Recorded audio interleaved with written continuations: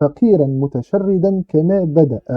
يبين لنا أن ذلك العصر كان عصرا لوطيا، والسيد هذا بالذات كان يستغل في زوجته أيما استغلال.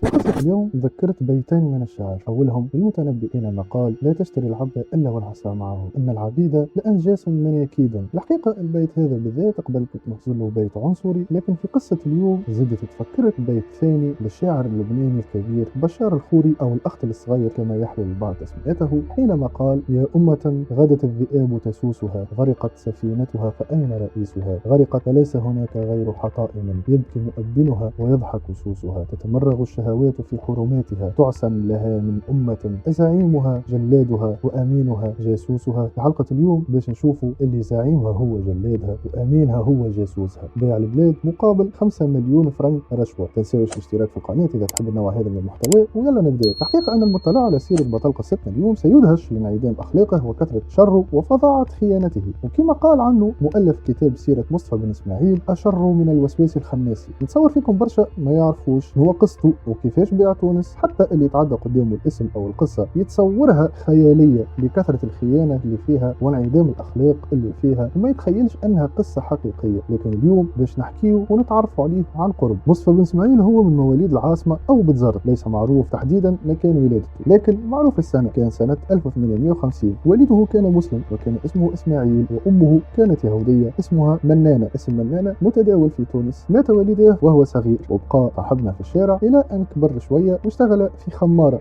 لاحد المالتيين. خماره هي الحانه. بعدها خدم حلاق بحانوت، وكان صاحب المحل اسمه علي عينو في سوق البلاط بتونس العاصمه. وهناك تعرف عليه احد موظفي قصر الحكومه. يقول مؤلف الكتاب في هذا بالذات: ثم القته يد الفساد. والمقصود هنا اللي بن اسماعيل انساق الى سيره الشواذ، كان شاذ يعني، وان ذلك الموظف اتخذه غلاما من غلمانه. والموظف هذا كان من المماليك، والمماليك وقتها كانوا معروفين باللواط وحبهم الجم للغلمان. الغلام هو يعني اللي ما زال اقل من سن 15، اقل من 15 سنه يقال عليه غلام. وقال فيهم المماليك هذم الشاعر الكبير ابن الوردي: يا قوما صار اللواط اليوم مشتهرا وشائعا ذائعا من غير انكار. يعني ان اللواط صار حاجه عاديه عندهم وبدون انكار، وحاجه شائعه جدا. وهذا يبين لنا ان ذلك العصر، العصر المملوكي، كان عصرا لوطيا، واحتفظ به الموظف حتى اشتهر باسم ولد الحاج زهير، وتعلم في المده هذيك انه يقرا. وقت اللي طاحت دولة محمد باي عام 1859 وتولى بعد محمد الصادق باي الحكم،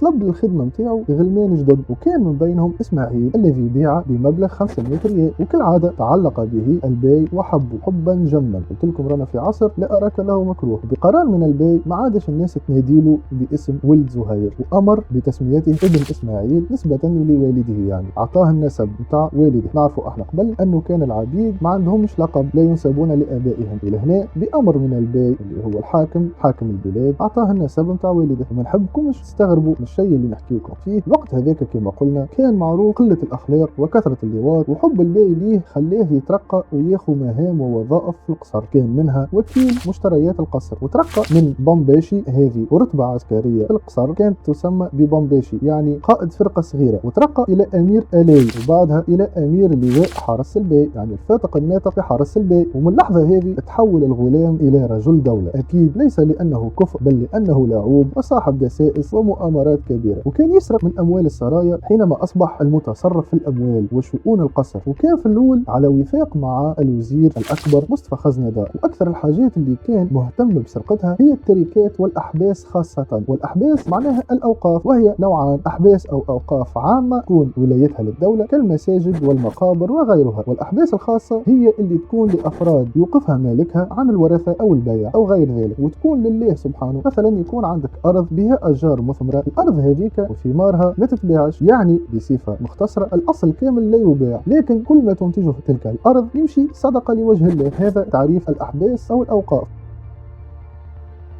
وكان صاحبنا يتحيل على الممتلكات هذه بالذات، وأشهرها بعض الأوقاف لمدرسة الصادقية، منها هنشير قعفور وهنشير قرومباليا، وهما من أعظم ممتلكات المدرسة الصادقية. وبدأ يقرب منه في ناس عندهم من صفاته، وكان أهمهم علالة بن الزي صاحبه وأول مساعديه. وكان عنده واحد آخر اسمه إلياس مصلي، ومرته اسمها لوجيا مصلي. رجلها كان من أصل سوري، التحق بخدمة البيات منذ 1847، وكان مترجم في القصر، ثم ترقى إلى مستشار بوزارة الخارجية. والسيد هذا بالذات كان يستغل في زوجته أيما استغلال، لدرجة أنه في مرة من المرات تم عزله من وظيفته، وبعث مرته لقنصل فرنسا وكان اسمه روستان، وكانت من أصل إيطالي مرته، باش تقوم بإقناعه وإغوائه أن يتوسط لرجلها يرجع يخدم. كانت امرأة شابة وفائقة الجمال كما يقولون، وتروى عنها العديد من القصص، لكن هذا ما يهمناش احنا اليوم. واللي يهمنا أنه السيد هذا كان مستغل مرته لتحقيق أطماعه السياسية. صاحبنا بن إسماعيل استغل الوضع وقربهم منه، وكانوا هما يديه وعينيه في المكر والاحتيال والارتشاء، وخاصة في تكوين العلاقات مع قناصل الدول الأجنبية. قناصل هي جمع قنصل، والقنصل هو السفير، هذا ديما لتبسيط الأمر على الناس الكل باش نفهموا بعضنا. والفترة هذيك كيف حكينا في تاريخ تونس الجزء الأول، قلنا اللي خير الدين باشا كان يعمل في إصلاحات كبيرة في البلاد، خاطر تونس كانت تعيش في الوقت هذاك في فترة سرقات، خاصة من محمود بن عياد ومصطفى خزندار، وهذا الأخير تم عزله من الوزارة، وهو كان شاد الوزير الأكبر أسرع إليها صاحبنا، واستولى على كل الآثاث اللي في بيته والأموال والمصروف. وزاد وقت انتقال البي من قصر باردو إلى قصر السعيد، هذه بلاصة في تونس اسمها قصر السعيد نسبة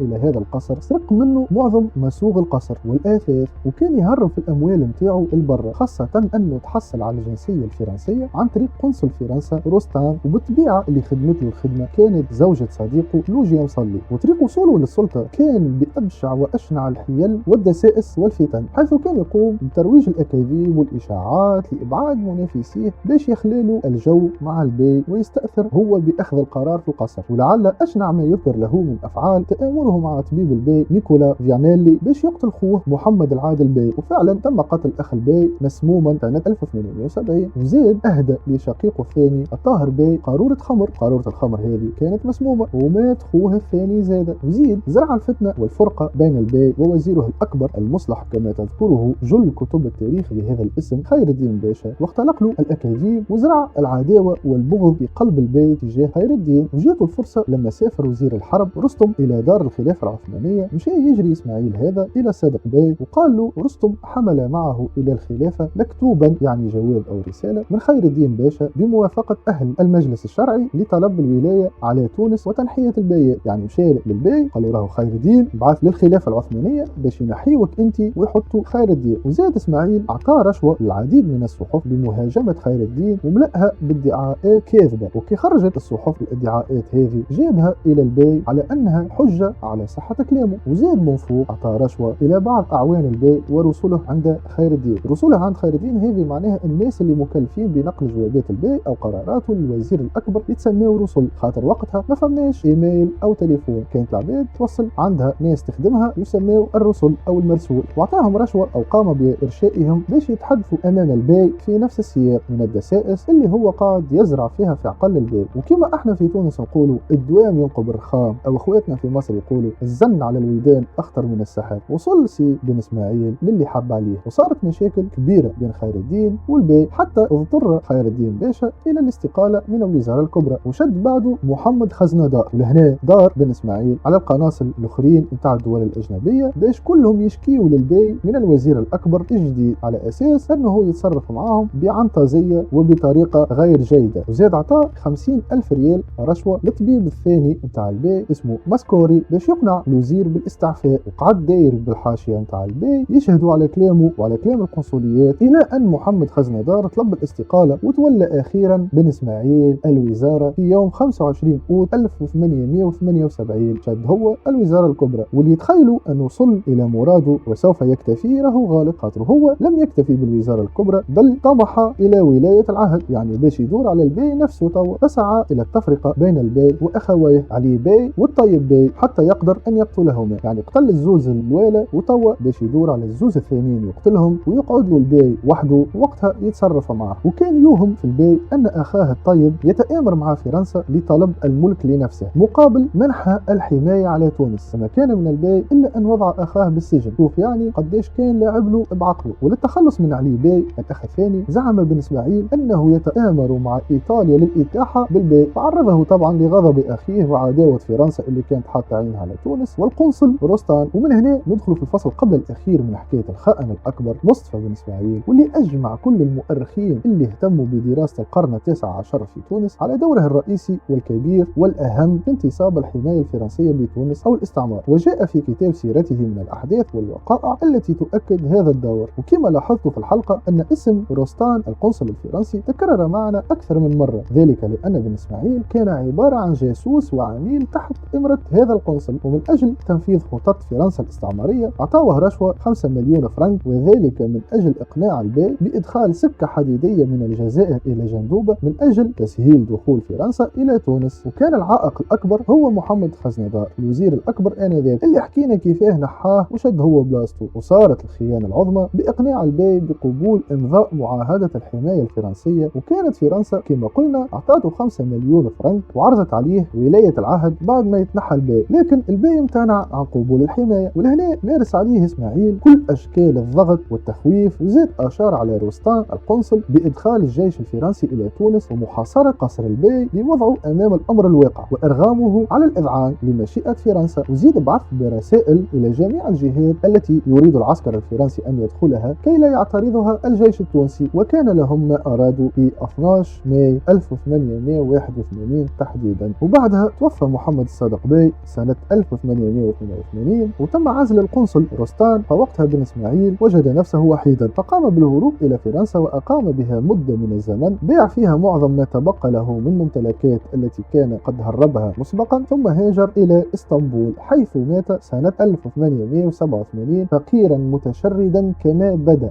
كانت هذه نهاية الكلب اللي باع تونس والخائن الأكبر اللي بدأ حياته متشرد وانتهى به الحال متشردا. إن شاء الله تكونوا استمتعتوا بالحلقة، واتركوا لنا رأيكم في التعليقات، فرأيكم مهم جدا لتطوير القناة. وأنا كالعادة أصدقائي مبقالي نقول لكم كان السلام.